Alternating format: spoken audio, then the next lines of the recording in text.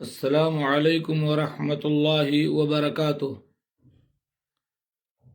الحمد للہ رب العالمین والعاقبۃ للمتقین والصلاة والسلام علی رسولہ الامین، اما بعد۔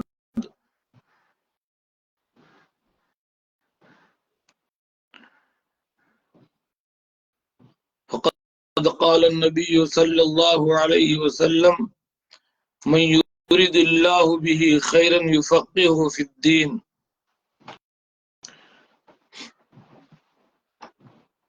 اللہ رب العالمین کی ہم سب سے پہلے پاکی، بڑائی، بزرگی، حمد و ثنا اور اس کی کبریائی بیان کرتے ہیں۔ جناب محمد رسول اللہ صلی اللہ علیہ وسلم پر اللہ کی بے شمار رحمتیں نازل ہوں۔ اللہم صلی علی محمد وعلی آل محمد وبارک وسلم۔ آج کی اس نشست میں چاہوں گا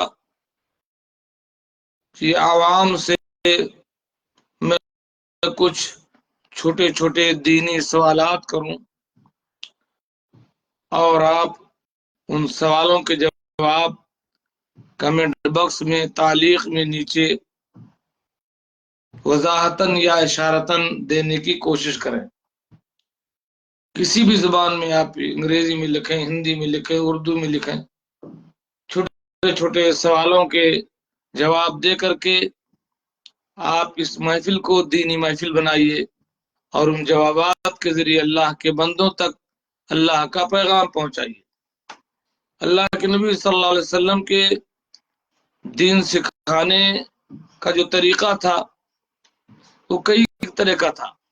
ایک تو یہ تھا کہ آپ پوری تقریر کر دیتے تھے یا آپ خود سے لوگوں کو باتیں بتاتے تھے،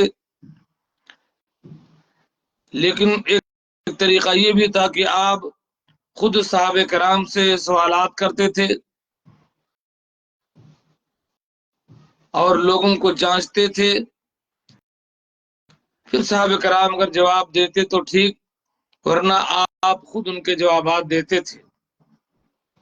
تو آئیے آج کی مجلس میں کچھ چھوٹے چھوٹے سوالات آپ کے سامنے رکھتا ہوں اور آپ ان کے جوابات دے کر کے اس دینی پیغام کو تمام اللہ کے بندوں تک پہنچانے کی کوشش کریں اور ہمارے ساتھ دعوتی تعاون کریں اور مدد فرمائیں۔ جو لوگ بھی اس پروگرام سے جڑے ہوئے ہیں، اپنے شاگردوں کو، اپنے دوستوں کو، اپنے فرینڈ کو شیئر کریں تاکہ سوال و جواب کی محفل تھوڑی دیر چل سکے اور آپ اللہ کے دین کو سیکھنے کی نیت سے، اجر و ثواب کی نیت سے میرے سوالوں کے جواب دینے کی کوشش کریں۔ اللہ کے نبی صلی اللہ علیہ وسلم کا ارشاد ہے: من یرید اللہ بہ خیرا یفقہہ فی الدین۔ اللہ تعالی جس کے ساتھ بھلائی اور خیر چاہتا ہے اسے دین کی سمجھ عطا کرتا ہے۔ تو آپ سوال و جواب کی روشنی میں آئیے ہم دین کو سمجھیں۔ ویڈیو کال سے شادی کرنا کیسے؟ آپ لوگ ویڈیو کال پر شادی کرنا، نکاح کرنا اگر ذرائع معتبر ہیں، کوئی دھوکہ دھڑی نہیں ہے تو جائز ہے، کوئی حرج کی بات نہیں۔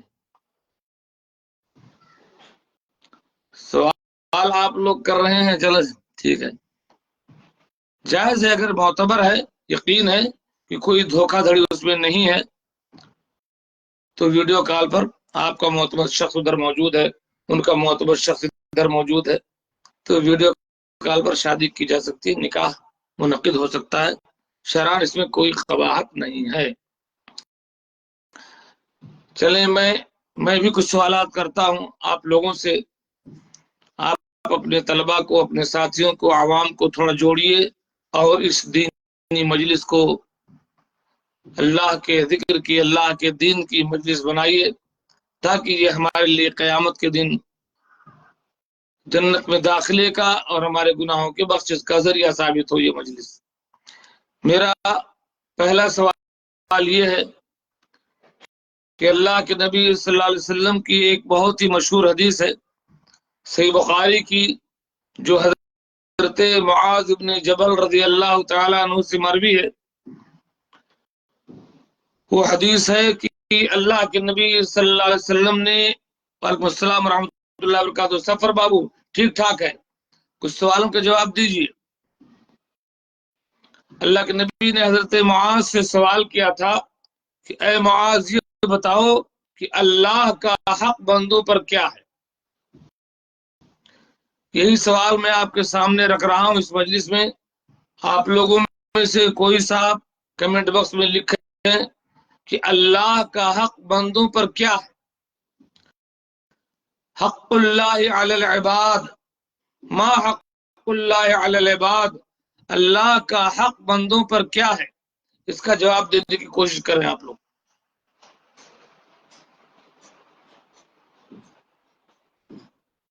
بڑی اہم بات ہے عقیدے کے سلسلے میں، اگر یہ بات ہم نہیں جانتے تو سمجھ لو کچھ نہیں جانتے۔ جواب دینے کی کوشش کریں کہ اللہ کا حق بندے پر کیا ہے؟ اللہ رب العالمین کے حقوق کے تئیں ہماری کیا ذمہ داری بنتی ہے؟ اللہ کا کیا حق بنتا ہے ہمارے اوپر؟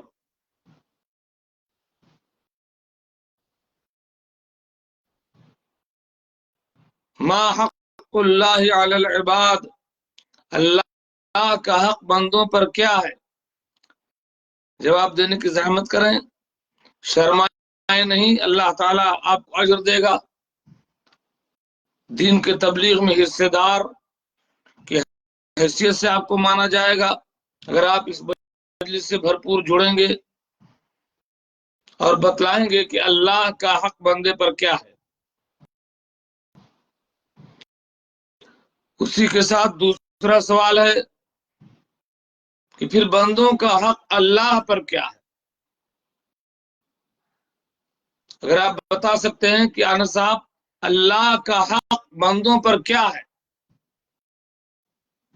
اسی میں دوسرا سوال کہ پھر بندوں کا حق اللہ پر کیا ہے؟ ماشاء اللہ، جزاک اللہ خیر، ماشاء اللہ ماشاء اللہ، زبردست زبردست۔ سب سے پہلے محمد انس صاحب نے جواب دیا کہ اللہ کو ایک ماننا اور شرک اس کی عبادت کرنا، اور اس سے زیادہ سب سے واضح جواب انس صاحب کا جواب صحیح ہے، لیکن واضح جواب ہے ہمارے سلمان فیدی صاحب کا کہ اللہ کا حق بندوں پر یہ کہ بندہ اللہ کے ساتھ کسی کو شریک نہ کرے۔ اور واضح جواب یہ دیجئے کہ اللہ کا حق بندے پر یہ ہے کہ بندے صرف اللہ کی عبادت کریں اور اس کے ساتھ کسی کو شریک نہ کریں۔ صرف یہی نہیں کہ شرک نہ کریں، بلکہ اللہ کے نبی صلی اللہ علیہ وسلم نے اس کا جواب دیا، حق اللہ علی العباد ان یعبدوہ ولا یشرکوا بہ شیئا، اللہ کا حق بندے پر یہ ہے کہ بندے صرف اللہ کی عبادت کریں، اس کے ساتھ کسی کو شریک نہ کریں۔ اور پھر بندے کا حق اللہ پر کیا بنتا ہے؟ چلو اللہ کا حق تو ہو گیا بھائی کہ بندہ شرک نہیں کرے گا، لیکن بندے کا حق اللہ پر کیا ہے؟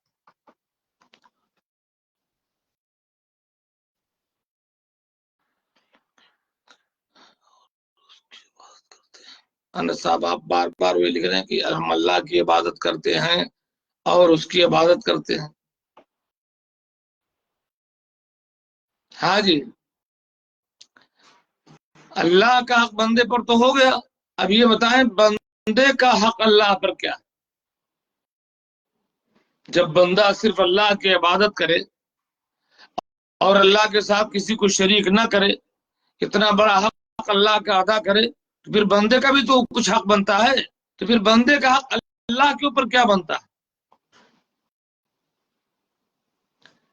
یہ وہ سوال و جواب ہے جس کا جاننا آپ تمام کے لیے بے حد ضروری ہے۔ ہم اللہ کی عبادت کرتے ہیں اور اسی سے مدد مانگتے ہیں، ہاں جی ٹھیک ہے، تو پھر بندے کا اللہ پر کیا حق بنتا ہے؟ بندے کا اللہ پر کیا حق بنتا ہے؟ اللہ کا حق آپ نے بتا دیا. اللہ کے نبی صلی اللہ علیہ وسلم نے فرمایا من یرید اللہ بہ خیرا یفقہہ فی الدین. جب اللہ تعالیٰ اپنے بندے کے ساتھ بھلائی کا ارادہ کرتا ہے تو اسے دین کی فقاہت، دین کی سمجھ عطا کرتا ہے. آپ دین کو سمجھیے سوال و جواب کی روشنی میں. آپ نے بتایا کہ اللہ کا حق کیا ہے، اب یہ بتائیے کہ بندے کا حق اللہ پر کیا ہے. آگے نہیں کوئی صاحب، کوشش کیجیے جڑے رہنے کی. یہ بڑی اچھی مجلس ہے، ایسی مجلسوں میں شریک ہوئیے اور اپنے ذہن کو، اپنی معلومات کو، اپنی دین سے دلچسپی کو جانچیے، تولیے کہ کس قدر آپ عقیدے کا علم رکھتے ہیں، خاص کر عقیدے کا.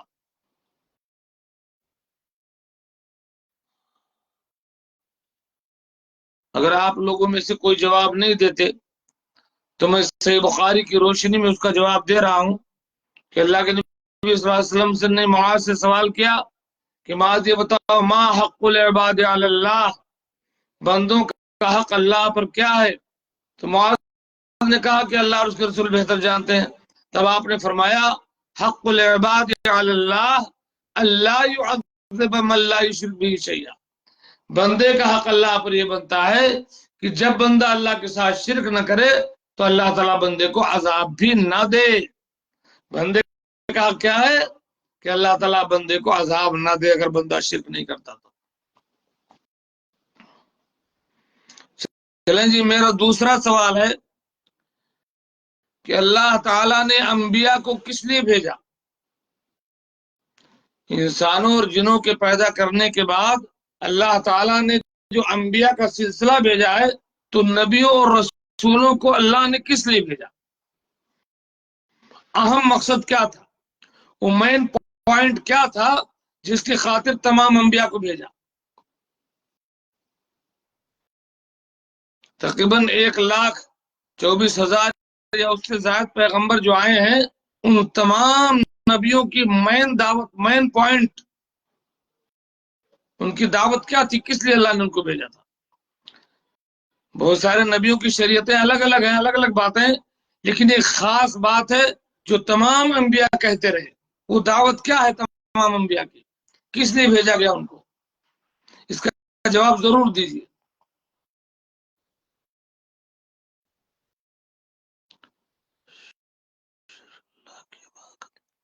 جی جی جی جی جی، ماشاء اللہ ماشاء اللہ. محمد انس صاحب نے جو جواب دیا، اور محمد انس صاحب توحید کی دعوت تھی.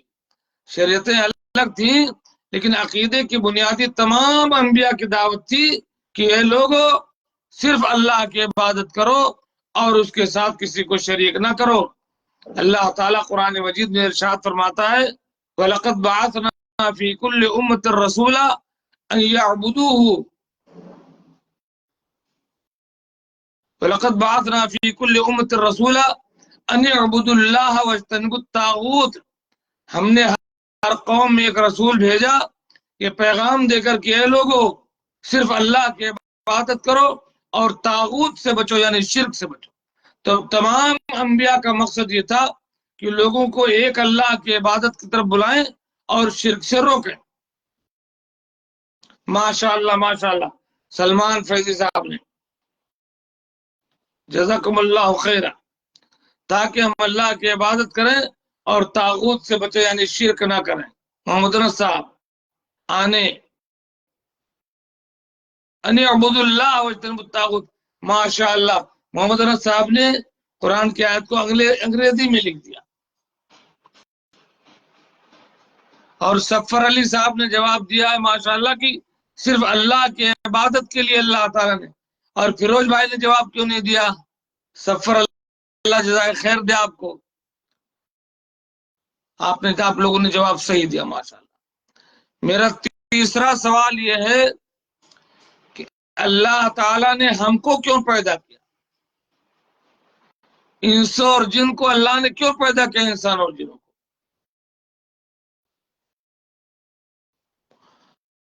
اللہ تعالیٰ نے انسانوں اور جنوں کو کیوں پیدا کیا؟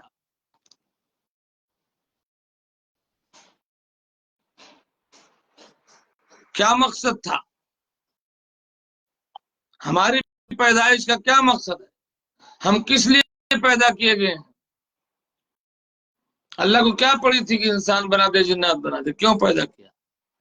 صرف اپنی عبادت کے لیے پیدا کیا۔ ماشاء اللہ، اللہ تعالیٰ نے انسان اور جنوں کو اس لیے پیدا کیا کہ وہ سورہ جن میں نہیں ہے جی، شاید سورہ زاریات کی آیت نمبر 56 آیت ہے۔ اللہ تعالیٰ فرماتا ہے وما خلقت الجن والانس الا ليعبدون۔ زاریات کی 56 یا 57 نمبر کی آیت ہے کہ ہم نے انسانوں اور جنوں کو اس لیے پیدا کیا کہ وہ صرف میری ہی عبادت کریں۔ تو انسان اور جنوں کی پیدائش کا مقصد کہ اپنی پوری زندگی اللہ کی اطاعت اور عبادت میں لگا دیں۔ ماشاء اللہ ماشاء اللہ، آپ لوگ جڑے رہے، بہت زبردست۔ اور سوال کرتا ہوں میرا چوتھا سوال یہ ہے کہ آپ یہ بتائیے جمعہ کے دن بہت سارے خاص کام آپ کو کرنے ہیں، صرف اللہ کی عبادت۔ جی ماشاء اللہ سفر علی صاحب، جمعہ کے دن ماشاء اللہ سلمان صاحب، اللہ انسان اور جنوں کو صرف اپنی عبادت کے لیے پیدا کیا۔ زبردست، آپ کے شریک ہونے کا شکریہ سلمان بھائی۔ میرا چوتھا سوال یہ ہے، کیا کرنے یار تمہیں، ہاں، کہ جمعہ کے دن کچھ خاص کام آپ کو کرنے ہیں، ان میں کچھ کام بتائیے جو خصوصاً آپ کو جمعہ کے دن کرنا ہے۔ خصوصاً جمعہ کے دن آپ کو کون سے کام کرنے ہیں، ایک دو کام بتلائیے۔ بڑی خاصیت ہے جمعہ کی، جمعہ ہفتے کی عید ہے، سب سے بہترین دن جس پر سورج طلوع ہوتا ہے وہ جمعہ کا دن ہے۔ جمعہ کے دن ہی قیامت آئے گی، تو جمعہ کے دن کچھ خاص کام ہم کو کرنے ہیں۔ کوئی ایک دو کام بتائیے کہ جمعہ کے دن ہمیں کیا کرنا چاہیے۔ جمعہ کے دن غسل کرنا چاہیے، کپڑے پہننے چاہیے، خوشبو لگانا چاہیے۔ ہاں، یہ تو ہو گیا اہم چیز، جمعہ کے دن زیادہ سے زیادہ درود پڑھنا چاہیے، زیادہ سے زیادہ۔ اور بتائیں کیا کرنا چاہیے؟ جمعہ کے دن زیادہ سے زیادہ اللہ اپنے نبی پر درود بھیجیں۔ اللہم صلی علی محمد وبارک وسلم صلی اللہ علیہ وسلم، اللہم صلی علی محمد وعلی آل محمد کما صلیت علی ابراہیم وعلی آل ابراہیم انک حمید مجید، اللہم بارک علی محمد وعلی آل محمد کما بارکت علی ابراہیم وعلی آل ابراہیم انک حمید مجید۔ تو کثرت سے اللہ نے فرمایا کہ جب جمعہ کا دن آئے تو زیادہ سے زیادہ میرے پر درود بھیجو، تمہارا درود مجھ تک پہنچایا جاتا ہے۔ اور کیا کرنا چاہیے جمعہ کو؟ آپ نے خالی لکھا کہ غسل کرنا، کپڑے بدلنا، کس لیے؟ اصل کام نہیں بتایا۔ خصوصی طور پر جمعہ کے دن اور کیا کام کرنے ہیں؟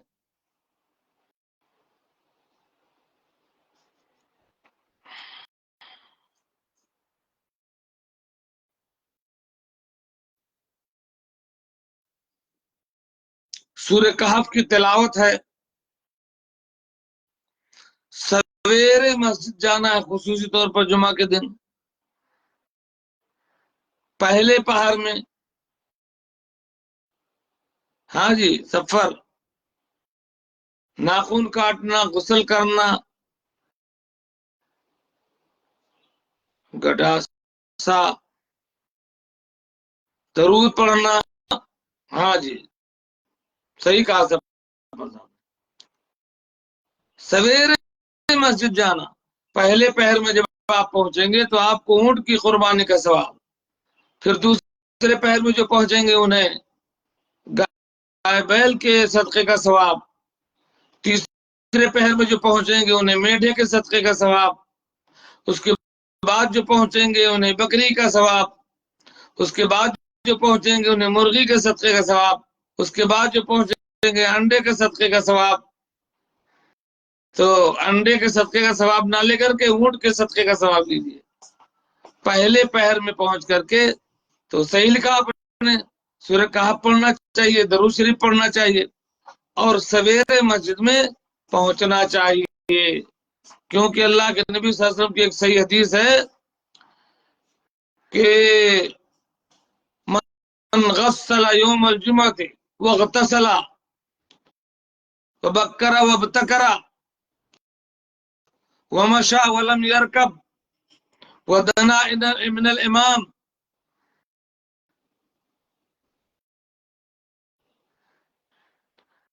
كتبت له بكل خطوة صيام سنة وقيام سنة۔ جب بندہ جمعہ کے دن سویرے اٹھ کر کے غسل کر کے اچھی طرح سویرے مسجد جاتا ہے اور پیدل جاتا ہے، امام کے قریب بیٹھ کر امام کا خطبہ سنتا ہے، کوئی لغو کام نہیں کرتا ہے اور جمعہ پڑھتا ہے، تو جتنے قدم وہ مسجد کی طرف اٹھاتا ہوا گیا ہے، ہر قدم پر اس کو 1 سال تہجد کا اور 1 سال کے روزے کا ثواب ملتا ہے۔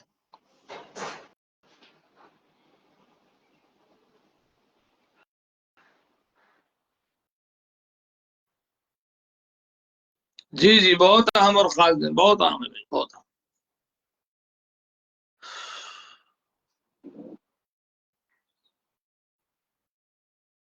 اچھا جی، یہ بتائیے، میرا 5واں سوال یہ ہے کہ اگر کوئی یہ کہتا ہے کہ میں اپنی روزی پر بیٹھا ہوں، جھوٹ نہیں بول رہا ہوں، یہ ثابت کرنے کے لیے، اعتماد دلانے کے لیے بہت سارے لوگ کہتے ہیں کہ جھوٹ نہیں بول رہا ہوں، میں روزی پر بیٹھا ہوں، تو یہ صحیح ہے یا غلط؟ یا کوئی کہہ رہا ہے میں کھانا کھا رہا ہوں، جھوٹ نہیں بول رہا ہوں، دیکھو میں روزی پر بیٹھا ہوں، کھانا کھا رہا ہوں، یا میں غلے پر بیٹھا ہوں، میں جھوٹ نہیں بول رہا ہوں، تو اس کا یہ قسم، اس طرح سے قسم کھانا یا اس طرح سے اعتماد دلانا صحیح ہے یا غلط؟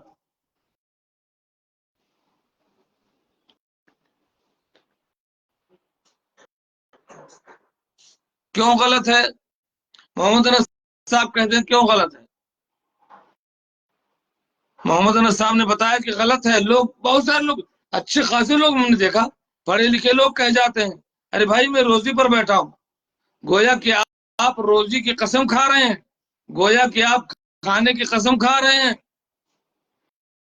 اور اللہ کے علاوہ کسی اور کی قسم کھانا شرک ہے۔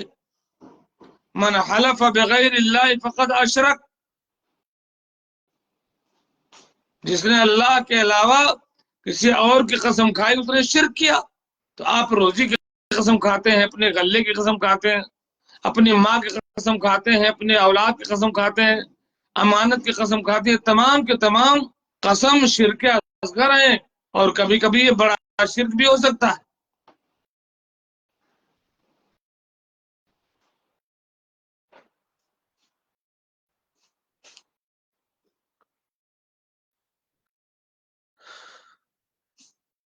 کوئی صاحب یہ بتلا سکتے ہیں اللہ کے نبی صلی اللہ علیہ وسلم نے صبح و شام میں پڑھنے کے لیے سید الاستغفار کی تاکید کی ہے؟ سید الاستغفار صبح و شام میں پڑھنے کے لیے آپ نے کہا ہے کہ سید الاستغفار پڑھنے کا فائدہ کیا ہے؟ کوئی بتا سکتا ہے؟ صبح و شام کے اذکار میں اللہ کے نبی صلی اللہ علیہ وسلم نے کہا ہے کہ سید الاستغفار پڑھا کرو، تو سید الاستغفار پڑھنے کا کیا فائدہ ہے؟ بتائیے، صبح و شام کے اذکار میں سید الاستغفار پڑھنے کا کیا فائدہ ہے؟ اب سید الاستغفار آپ سے پوچھوں گا، اس میں لکھیں گے تو بہت ٹائم لگے گا، بس میں صرف اتنا پوچھتا ہوں کہ سید الاستغفار پڑھنے کی کیا فضیلت ہے؟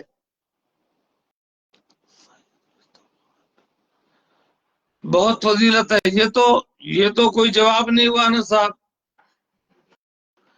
آپ نے کہا سعید الاستغفار کی بہت فضیلت ہے، تو بہت فضیلت تو جواب نہیں ہے بابو. واضح جواب دیجئے. صبح اور شام میں سعید الاستغفار پڑھنے کی کیا فضیلت ہے؟ ہم کو کیا فائدہ ملتا ہے؟ کیوں ہم اس دعا کو یاد کریں؟ ہاں جی، جو صبح پڑھے شام تک امن میں رہتا ہے. نہیں جی، ایسا نہیں ہے. وہ ہو سکتا ہے، لیکن اللہ کے نبی صلی اللہ علیہ وسلم کی ایسی کوئی حدیث نہیں ہے. امن میں رہنے کی بات نہیں ہے جی. کوئی دوسرے صاحب بتلائیں. محمد انس صاحب کا جواب تقریباً صحیح نہیں ہے. ٹھیک ہے، اللہ کا ذکر کرنے سے آدمی امن میں رہتا ہے، لیکن جو صحیح بخاری کی روایت ہے اس کے مطابق بتلائیے. اس کے مطابق بتائیے جو اللہ کے نبی صلی اللہ علیہ وسلم نے فرمایا ہے. انس صاحب اکیلے جواب دے رہے ہیں بیچارے، تو صحیح ہو یا غلط اللہ تعالیٰ انہیں اجر دے گا. محمد انس صاحب کو اجر دے گا. مسلسل شریک ہے وہ. ہمارے دوسرے بھائی جو دیکھ رہے ہوں وہ بھی غور کریں. سعید الاستغفار بہت اہم استغفار ہے. اس سعید الاستغفار کو پڑھنے کا فائدہ کیا ہے؟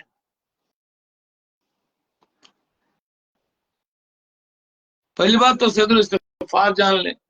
شداد اس کے سارے سگرا گناہ معاف ہو جاتے ہیں.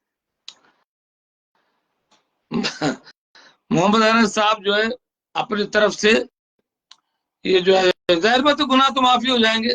عقلی باتیں ہیں، عقلاً صحیح ہے محمد انس صاحب، عقلاً آپ کی باتیں صحیح ہیں، لیکن نقلی طور پر جو صحیح حدیث میں ہوئی ہے 7 فائدے ہیں. شیخ 7 فائدے، اچھا بتائیے گا فیضی صاحب، بتائیے 7 فائدے کیا ہیں سعید الاستغفار؟ آپ نے لکھا 7 فائدے، کوئی ایک فائدہ بتاؤ، کوئی ایک فائدہ. اچھا مزیدار محفل ہے یار، بہت اچھی محفل ہے. ہمارے ساتھی جواب دے رہے ہیں، شریک ہو رہے ہیں، اللہ تعالیٰ خوش ہوتا ہے. فرشتے ہمارے ساتھ ہیں انشاءاللہ سارے. قسم غلط نہیں ہے، سری قسم غلط نہیں. ہاں جی. اللہ ہم باعد بینی و بین خطایا. یہ ہے نا؟ نہیں جناب، یہ سعید الاستغفار نہیں ہے بابو میرے. او ہو، اسی لیے تو آپ غلطی میں پڑ گئے. میں سعید الاستغفار پہلے پڑھ دوں، آپ لوگ پتہ نہیں کیا جواب دیں. اللہم انت ربی لا الہ الا انت خلقتنی وانا عبدک وانا علی عہدک ووعدک ما استطعت اعوذ بک من شر ما صنعت ابوء لک بنعمتک علی ابوء بذنبی فاغفر لی فانه لا یغفر الذنوب الا انت. یہ ہے سعید الاستغفار جو بخاری میں حضرت شداد ابن اوس سے مروی ہے. اس سعید الاستغفار پڑھنے کا کیا فائدہ ہے آپ بتائیں؟ صبح و شام کے اذکار میں اس کو پڑھنا ہے.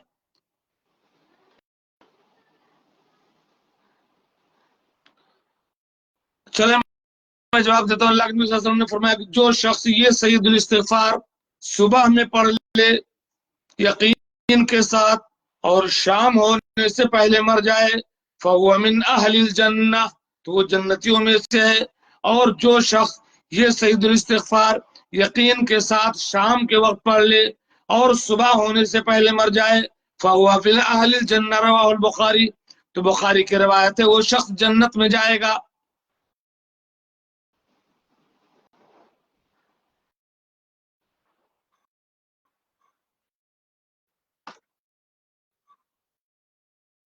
بتا دیا میں.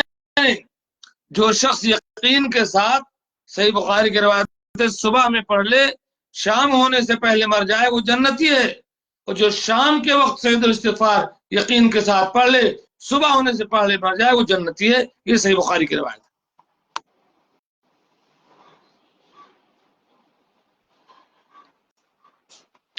اچھا جی،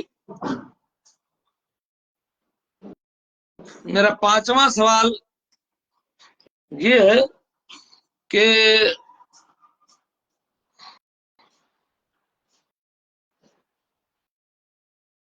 سورۃ الفاتحہ کی کوئی ایک فضیلت بتائے کوئی. سورہ فاتحہ جو ہم پڑھتے ہیں، اس سورہ فاتحہ کی کوئی ایک فضیلت، بڑی اہمیت ہے نا، تو کوئی ایک اہمیت، کوئی ایک فضیلت بتلائیں سورۃ الفاتحہ کی.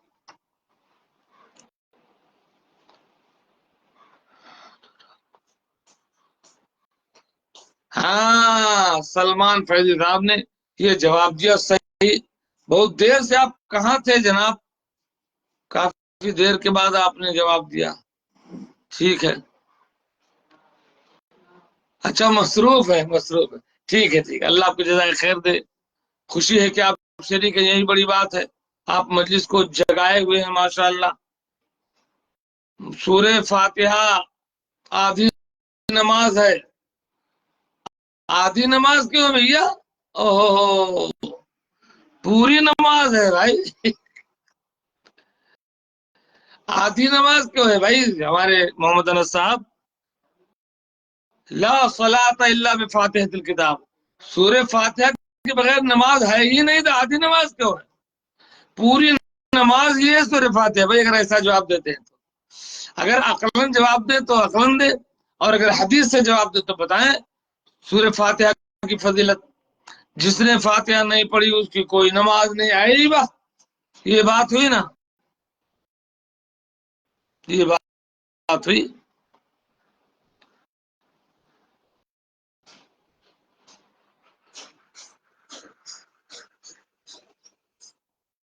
ماشاء اللہ، سلیم خان صاحب آگے ہمارے حیدرآباد سے، شاید کہاں ہیں آپ؟ لا صلاۃ لمن لم یقرأ بفاتحۃ الکتاب. بغیر سورہ فاتحہ کی نماز نہیں ہے. ماشاء اللہ. ہمارے جو عوام اگر دیکھ رہے ہوں تو دیکھیں، ہمارے کچھ مشائخ بھی جواب دے رہے ہیں ماشاء اللہ. اللہ نے فاتحہ کو اپنے اور اپنے بندوں کے درمیان آدھا آدھا بانٹ دیا ہے. ہاں، یہ بات ہے. تو کیسے بانٹا ہے؟ سورہ فاتحہ کی سب سے بڑی فضیلت ہوئی ہے، حضرت ابو ہریرہ رضی اللہ تعالیٰ عنہ بیان کرتے ہیں کہ اللہ کے نبی صلی اللہ علیہ وسلم نے فرمایا: من صلی صلاۃ لم یقرأ فیہا بأم الکتاب فہی خداج ثلاثا غیر تمام. جس شخص نے کوئی ایسی نماز پڑھی جس میں سورہ فاتحہ نہیں پڑھی تو اس کی نماز ناقص ہے، ناقص ہے، ناقص ہے، کامل نہیں ہے. فقیلا، ابو ہریرہ سے سوال کیا گیا: انا نکون وراء الامام، ہم امام کے پیچھے ہوتے ہیں تب بھی پڑھیں؟ قال اقرأ بها فی نفسک، کہا تب بھی پڑھو، اپنے من میں پڑھو. فإنی سمعت رسول اللہ صلی اللہ علیہ وسلم، اس لیے کہ میں نے اللہ کے نبی صلی اللہ علیہ وسلم کو یہ فرماتے ہوئے سنا ہے. قال اللہ تعالی، حدیث قدسی اللہ تعالی کہتا ہے: اذا قال عبدی، ماشاء اللہ سلمان صاحب بہت اچھے، بہت اچھے. اذا قال العبد الحمد للہ رب العالمین قال اللہ تعالی حمدنی عبدی. جب بندہ کہتا ہے الحمدللہ رب العالمین، تب اللہ تعالیٰ کہتا ہے میرے بندے نے میری حمد بیان کی. وَإِذَا قَالَ الرحمن الرحیم قال اللہ تعالی اثنى علی عبدی. جب بندہ الرحمن الرحیم کہتا ہے تو اللہ تعالیٰ کہتا ہے میرے بندے نے میری ثنا بیان کی. وَإِذَا قَالَ عبدی مالک یوم الدین، جب میرا بندہ کہتا ہے مالک یوم الدین تو اللہ تعالیٰ کہتا ہے مجدنی عبدی، میرے بندے نے میری عظمت اور شان بیان کی. وَإِذَا قَالَ العبد إِيَّاكَ نَعْبُدُ وَإِيَّاكَ نَسْتَعِينُ، تب اللہ تعالیٰ کہتا ہے هَذَا بَيْنِي وَبَيْنَ عَبْدِي وَلِعَبْدِي مَا سَأَلَ، یہ میرے اور میرے بندے کے بیچ کی بات ہے، اور میرے بندے کے لیے وہ کچھ ہے جو سوال کرے گا. وَإِذَا قَالَ الْعَبْدُ اهْدِنَا الصِّرَاطَ الْمُسْتَقِيمَ صِرَاطَ الَّذِينَ أَنْعَمْتَ عَلَيْهِمْ غَيْرِ الْمَغْضُوبِ عَلَيْهِمْ وَلَا الضَّالِّينَ، تب اللہ تعالیٰ کہتا ہے وَلِعَبْدِي مَا سَأَلَ، میرے بندے نے جو مانگا میں نے اسے عطا کر دیا. سلمان فیضی صاحب لکھتے ہیں سورہ فاتحہ ہر مرض کی دوا ہے، اور اس کے بہت سے نام ہیں، جس میں سے ایک نام شافیہ بھی ہر بیماری کی اس میں شفا ہے. بے شک بے شک بے شک.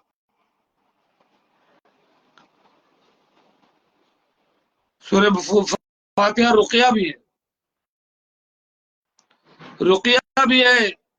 صحابہ کرام کی ایک جماعت جو تقریباً 30 آدمیوں پر مشتمل تھی، وہ جو ہے کسی سریے پر سفر میں نکلی تھی، تو راستے میں کوئی بستی پڑی، تو ان لوگوں نے گاؤں والوں سے کچھ کھانے پینے کو مانگا، تو گاؤں والوں نے نہیں دیا. اسی بیچ ایک واقعہ یہ پیش آیا کہ گاؤں کا جو سردار تھا اس کو کسی بچھو نے ڈنک مار دیا.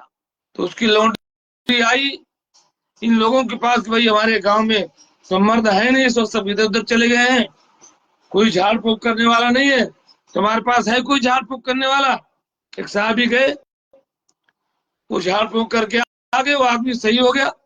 اس نے 30 بکریاں دے دی. 30 آدمی تو 30 بکریاں انعام میں دے دیا. اللہ کے نبی صلی اللہ علیہ وسلم کے پاس جب آ کر کے پہنچے، کہا بھائی ابھی یہ بکریوں کا ہم استعمال نہیں کریں گے، پہلے دیکھیں اللہ کے نبی کیا کہتے ہیں. اللہ کے نبی صلی اللہ علیہ وسلم کوئی حرج کی بات نہیں ہے، وہ بکریاں جو تمہیں ملی میرا بھی حصہ بناؤ. تمہیں کیسے پتا چلا کہ سورہ فاتحہ جھاڑ پھونک کی جو ہے کہ کام آتی؟ تو سورہ فاتحہ کا بہت بڑا مقام ہے. کوئی صاحب بتا سکتے ہیں کہ قل هو اللہ احد کی کیا فضیلت ہے؟ سورۃ الاخلاص جو ہے نا، قل هو اللہ احد، اس سورت کی کیا فضیلت ہے؟ قل هو اللہ احد کی کیا فضیلت ہے؟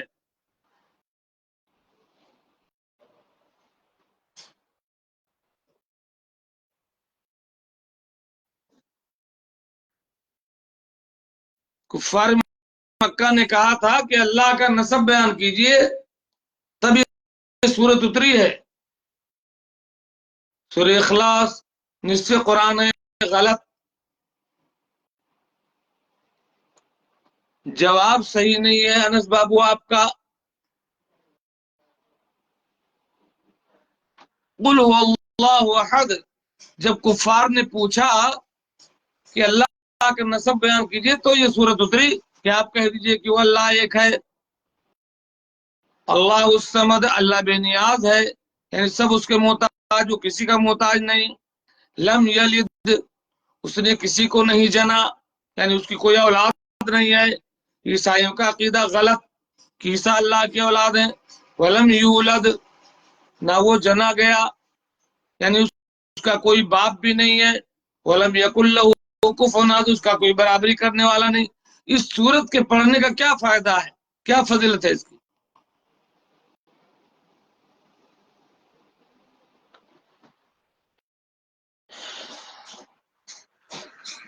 بڑی اچھی محفل رہی، بھاگے نہیں. اگر بھاگ رہے ہیں تو دوسروں کو جوڑ کر جائیے. جو لوگ نکل رہے ہیں مجلس سے، لوگوں کو جوڑ کر نکلیے بھائی. دوسرے ساتھیوں کو جوڑ دیجیے، آپ چلے جائیے، آپ بزی ہیں تو. دوست، سورہ اخلاص یعنی قل هو اللہ احد پڑھنے کی کیا فضیلت ہے؟ دائیں ہاتھ سے پھر یہ پایا آپ کو لگ رہا.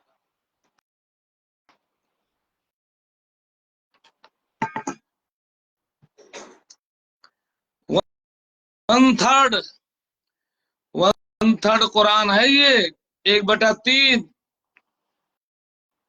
قرآن کا تہائی ہے یہ. اللہ کے مصرف ہے سورۃ الفاتحہ ثلث القرآن.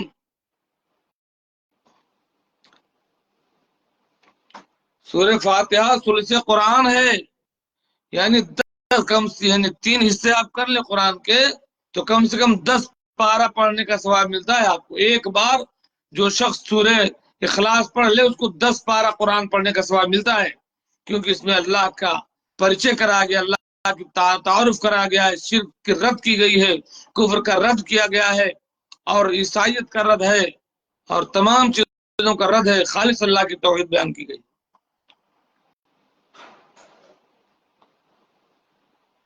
ہاں جی، دیکھیں سلمان صاحب نے یہ بھی بتایا کہ جو شخص کو 10 مرتبہ پڑھ لے اللہ تعالیٰ اس کے لیے جنت میں گھر بناتا ہے، اور جو ایک بار پڑھتا ہے اس کو ثلث قرآن پڑھنے کا ثواب ملتا ہے. زبردست، جزاکم اللہ خیر میرے دوست، بارک اللہ فیکم، احسن اللہ علیکم.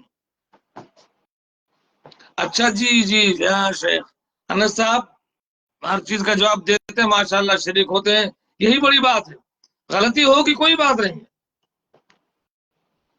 گرتے ہیں شہ سوار ہی میدان جنگ میں، وہ طفل کیا گریں گے جو گھٹنوں کے بل چلیں، جو لڑتا ہے وہی ہارتا ہے نا، جو نہیں لڑتا وہ کیا ہارے گا، جو لڑتا ہے وہ کبھی ہارتا ہے کبھی جیتتا ہے، جو کھیلتا ہے وہ کبھی ہارتا ہے کبھی جیتتا ہے، اور جو خاموش رہتا ہے اس کا کیا پتا۔ ٹھیک ہے شیخ، دعا میں یاد رکھیں آپ بھی، ہم سب ایک دوسروں کی دعا میں یاد رکھیں، آج کل حالات خراب چل رہے ہیں، اللہ تعالیٰ سے دعا کریں کہ اللہ تعالیٰ مسلمانوں کو صبر دے، ہمت دے، اور ہر طرح کے شر و فساد سے محفوظ رکھے۔ ربنا لا تؤاخذنا إن نسينا واخطأنا ربنا ولا تحمل علينا إصرا كما حملته على الذين من قبلنا ربنا ولا تحملنا ما لا طاقة لنا به واعف عنا واغفر لنا وارحمنا أنت مولانا فانصرنا على القوم الكافرين آمين وآخر دعوانا ان الحمد للہ رب العالمین۔ تمام احباب جو ہمارے اس پروگرام میں شریک رہے تمام کا بے حد شکریہ، تمام کو اللہ تعالیٰ جزائے خیر دے، آمین۔ السلام علیکم۔